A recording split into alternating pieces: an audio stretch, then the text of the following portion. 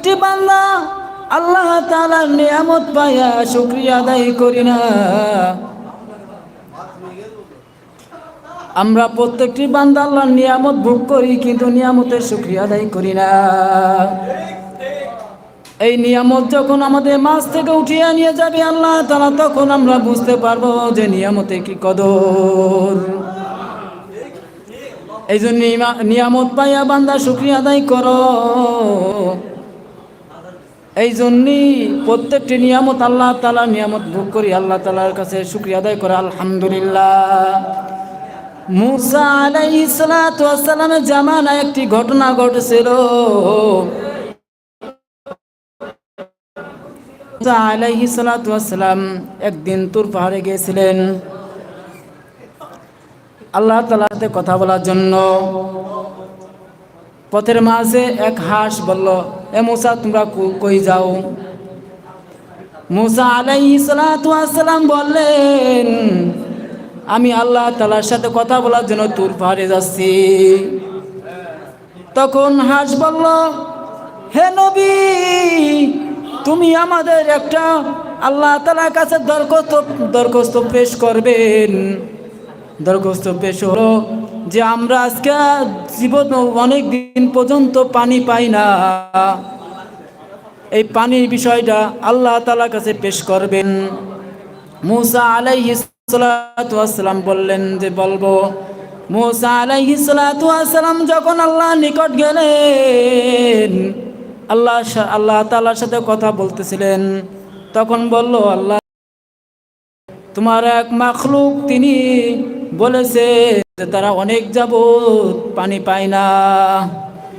তখন আল্লাহ তাআলা বললেন, মুসা তুমি যাই বলবা, ওই হাঁসদেরকে বলবা যে তোমার আল্লাহ তাআলা রব্বুল আলামিন 50,000 বছর পর তোমাদের পানি দেবে।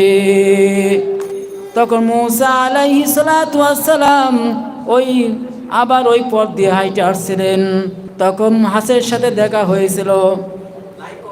তখন ওই হাঁস জিজ্ঞাসা করলো, মুসা আলাইহিস সালাতু ওয়াস সালামকে জিজ্ঞাসা করলো, পয়গম্বর আল্লাহ তাআলা রব্বুল আলামিন কি বলেছেন?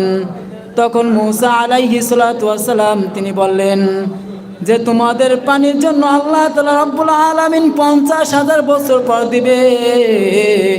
তখন হাঁস শুনে সঙ্গে সঙ্গে বলেন সুবহানাল্লাহ।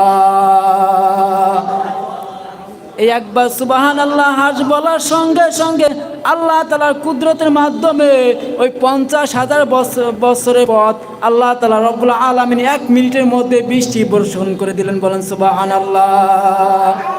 আর হাঁস তখন আনন্দিত, তারা সাঁতারতে ছিল। তখন আল্লাহ রব্বুল আলামিন বললেন, যেই বান্দা যে মাখলুকাত আমার নিয়ামত করবে, আমি আল্লাহ তাআলা রব্বুল আলামিন 1000 বছরকে আমি বানাই দিতে পারি। বলেন সুবহানাল্লাহ। আমরা প্রত্যেকটি আল্লাহ তাআলার বান্দা, এই জন্য আল্লাহর নিয়ামতের শুকরিয়া আদায় করব। আল্লাহর নিয়ামতের শুকরিয়া আদায় করে নিয়ামত যাপন করব, না হলে আল্লাহ তাআলা রব্বুল আলামিন আমাদের কঠিন আযাবে গ্রেফতারি করবে। এই জন্য ভাই, আমরা সবাই আমল করার চেষ্টা আছে তো ইনশাআল্লাহ। কে কে আল্লাহ তাআলার নিয়ামতের শুকরিয়া আদায় বলেন, হাত উঁচা করেন।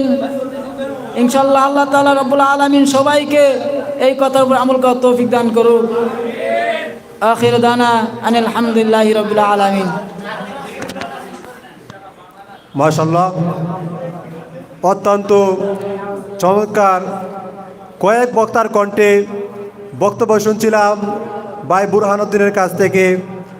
আমরা দোয়া করি আল্লাহ যেন ওনাকে বড় একজন বক্তা হিসেবে কবুল করেন। সবাই বলে আমিন। প্রিয় উপস্থিতি, এর পর্যায়ে মঞ্চে ডেকে নিচ্ছি ভাই আবু ইউসুফকে।